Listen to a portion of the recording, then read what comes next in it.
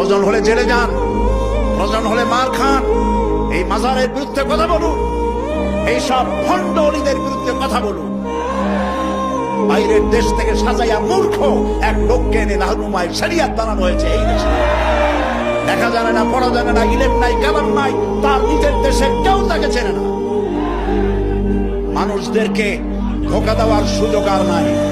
থামেন, সোজা দেওয়া, ধোঁকা দেওয়া বন্ধ করে দিতে হবে। আজ পীর পূজা, মাজার পূজায় গোটা দেশ শিরকের মধ্যে মুবতালা হয়ে যাচ্ছে। কথা বলতে হবে, জীবনকে বাজি রাখুন, কথা বলুন। মাজারে কি চান? মুসলমানদের সাথে মাজারের কিসের সম্পর্ক?